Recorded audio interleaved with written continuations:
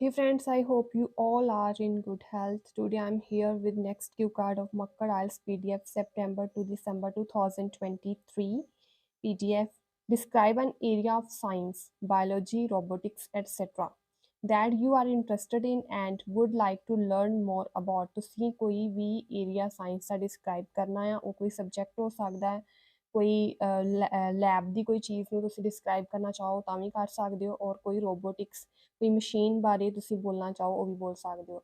That you are interested in, ਜਿਹਦੇ ਵਿੱਚ ਤੁਸੀਂ ਇੰਟਰਸਟਡ ਹੋਵੋ and would like to learn more about, ਔਰ ਉਹਦੇ ਬਾਰੇ ਤੁਸੀਂ ਹੋਰ ਵੀ ਜਾਣਨਾ ਚਾਹੁੰਦੇ ਹੋ।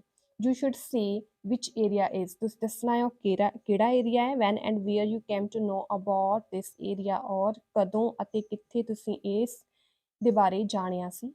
How you get information about this area, ਔਰ ਤੁਹਾਨੂੰ ਇਸ ਦੇ ਬਾਰੇ ਇਨਫੋਰਮੇਸ਼ਨ ਕਿਸ ਤਰ੍ਹਾਂ ਮਿਲੀ।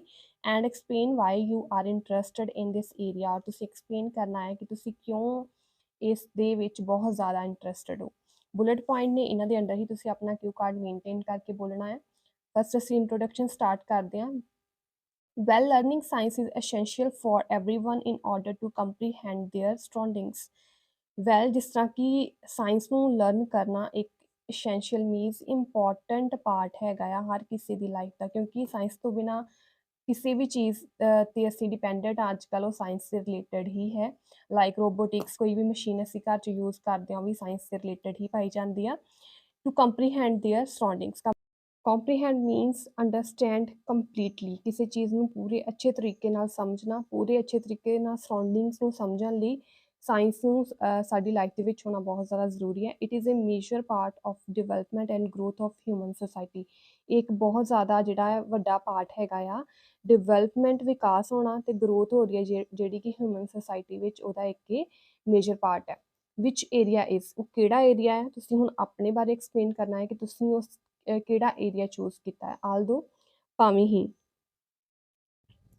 ਆਈ am acquainted with a number of, acquainted ਹੁੰਦਾ ਆ knowledge and experience of something।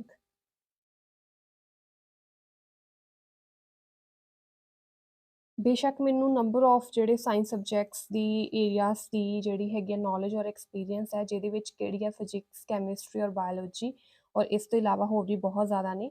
ਹੌਬਿਟ but or however I would like to talk about a particular subject that is my favorite।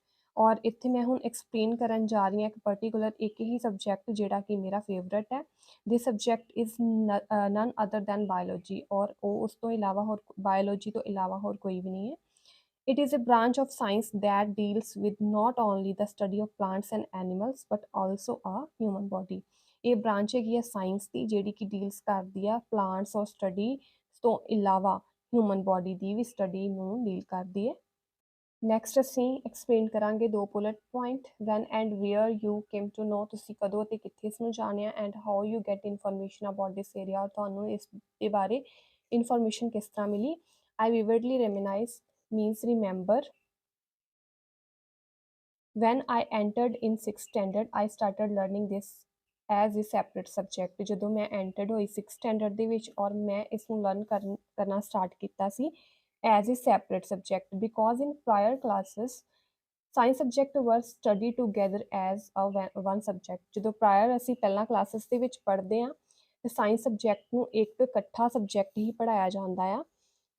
To be honest, very honestly, for the first 2 years I didn't like this subject। ਜਿਹੜੇ ਪਹਿਲੇ 2 ਸਾਲ ਸੀ ਉਦੋਂ ਤਾਂ ਮੈਂ ਬਿਲਕੁਲ ਵੀ ਇਹ subject ਨੂੰ ਪਸੰਦ ਨਹੀਂ ਸੀ ਕਰਦੀ। But van I was promoted to 8th grade my school started teaching via smart classes। ਜਦੋਂ ਮੈਂ ਐਂਟਰ ਹੋਈ 8th ਸਟੈਂਡਰਡ ਦੇ ਵਿੱਚ 8th grade ਦੇ ਵਿੱਚ, ਔਰ ਮੇਰੇ ਸਕੂਲ ਨੇ ਇਸ ਨੂੰ ਸਟਾਰਟ ਕਰ ਦਿੱਤਾ ਟੀਚ ਕਰਵਾਉਣਾ through smart classes. Aside from that, ਇਸ ਤੋਂ ਇਲਾਵਾ ਵੈਨ ਆਈ started learning through practical classes, ਜਦੋਂ ਮੈਂ ਇਸ ਨੂੰ ਲਰਨ ਕਰਨਾ ਸਟਾਰਟ ਕੀਤਾ through practical classes I become quite interested in it, ਔਰ ਮੇਰੇ ਲਈ ਇਹ ਸਬਜੈਕਟ ਥੋੜ੍ਹਾ ਜਿਹਾ ਇੰਟਰਸਟਡ ਬਣ ਗਿਆ। Because this subject is all about real life things, ਕਿਉਂਕਿ ਇਹ ਜਿਹੜਾ ਸਬਜੈਕਟ ਸੀ ਇਹ ਪੂਰਾ ਦਾ ਪੂਰਾ ਕਿਸ 'ਤੇ ਸੀ, ਜਿਹੜੀਆਂ ਸਾਡੀਆਂ ਰੀਅਲ ਲਾਈਫ ਥਿੰਗਸ ਹੁੰਦੀਆਂ ਸੀ ਉਹਨਾਂ 'ਤੇ ਸੀ। Explain why you are interested in this area, ਔਰ ਤੁਸੀਂ ਐਕਸਪਲੇਨ ਕਰਨਾ ਆ ਕਿਉਂ ਤੁਸੀਂ ਇਸ ਏਰੀਆ ਨੂੰ ਬਹੁਤ ਜ਼ਿਆਦਾ ਇੰਟਰਸਟਡ ਜਾਂ ਫੀਲ ਕਰਦੇ ਹੋ। I really like this subject because it makes me aware of practical things। मैं इसਨੂੰ बहुत ज़्यादा पसंद करदी ਹਾਂ ਕਿਉਂਕਿ ਇਹ ਮੈਨੂੰ ਅਵੇਅਰ ਕਰਵਾਉਂਦਾ ਆ ਪ੍ਰੈਕਟੀਕਲ ਥਿੰਗਸ ਲਈ, like how body works, how to plant trees and about wild species. ਇਸ ਤੋਂ ਮੈਂ ਸਿੱਖਦੀ ਹਾਂ ਕਿ ਸਾਡੀ ਬੋਡੀ ਕਿਸ ਤਰ੍ਹਾਂ ਵਰਕ ਕਰਦੀ ਆ, ਪਲਾਂਟਸ ਅਸੀਂ ਕਿਸ ਤਰ੍ਹਾਂ ਉਗਾ ਸਕਦੇ ਹਾਂ, ਔਰ ਵਾਈਲਡ ਸਪੀਸ਼ੀਜ਼ ਬਾਰੇ ਵੀ ਮੈਂ ਜਾਣਦੀ ਹਾਂ, ਲਾਈਕ ਵਾਈਲਡ ਐਨੀਮਲਸ ਨੂੰ ਵਾਈਲਡ ਸਪੀਸ਼ੀਜ਼ ਵੀ ਬੋਲ ਸਕਦੇ। Moreover it is helpful for me, ਇਹ ਮੇਰੇ ਲਈ ਹੈਲਪਫੁਲ ਹੈ ਇਨ ਮੈਨੀ ਵੇਜ਼, ਬਹੁਤ ਸਾਰੇ ਕਾਰਨਾਂ ਕਰਕੇ। The prominent one is that, prominent means important ਜਿਹੜਾ ਆ ਸਭ ਤੋਂ ਜ਼ਿਆਦਾ ਇਹ ਹੈ ਕਿ it helps me take care of my body, ਕਿਉਂਕਿ ਇਹ ਮੈਨੂੰ ਹੈਲਪ ਕਰਦਾ ਹੈ ਮੇਰੀ ਬੋਡੀ ਦੀ ਟੇਕ ਕੇਅਰ ਕਰਨ ਲਈ।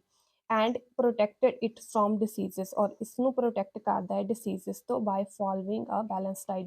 ਜਦੋਂ ਵੀ ਅਸੀਂ ਬਾਇਓਲੋਜੀ ਸਬਜੈਕਟ ਪੜ੍ਹਦੇ ਹਾਂ ਉਹਦੇ ਵਿੱਚ ਅਸੀਂ ਕਾफ़ੀ ਚੀਜ਼ਾਂ ਜਿਹੜੀਆਂ ਇਸ ਤਰ੍ਹਾਂ ਦੀਆਂ ਪੜ੍ਹਦੇ ਹਾਂ ਜਿਹਦੇ ਵਿੱਚ ਸਾਨੂੰ ਬੈਲੈਂਸ ਡਾਈਟ ਦਾ ਪਤਾ ਚੱਲਦਾ ਹੈ, ਔਰ ਅਸੀਂ ਆਪਣੀ ਜਿਹੜੀ ਬੋਡੀ ਆ ਉਹਨੂੰ ਕਾफ़ੀ ਡਿਸੀਜ਼ਸ ਤੋਂ ਵੀ ਬਚਾ ਸਕਦੇ ਹਾਂ। ਔਰ ਇਸ ਕਾਰਨਾਂ ਕਰਕੇ ਇਹ ਵਾਲਾ ਜਿਹੜਾ ਫੀਲਡ ਹੈ, ਤੁਸੀਂ ਇਸ ਏਰੀਆ ਨੂੰ ਫੀਲਡ ਵੀ ਬੋਲ ਸਕਦੇ ਹੋ ਔਰ ਡੋਮੇਨ ਵੀ ਬੋਲ ਸਕਦੇ ਹੋ। ਜਿੱਥੇ ਜਿੱਥੇ ਮੈਂ ਏਰੀਆ ਵਰਡ ਔਰ ਸਬਜੈਕਟ ਵਰਡ ਯੂਜ਼ ਕੀਤਾ ਹੈ, ਤੁਸੀਂ ਉਸ ਦੀ ਜਗ੍ਹਾ 'ਤੇ ਫੀਲਡ ਔਰ ਡੋਮੇਨ ਵੀ ਵਰਡ ਜਿਹੜਾ ਆ ਉਹ ਯੂਜ਼।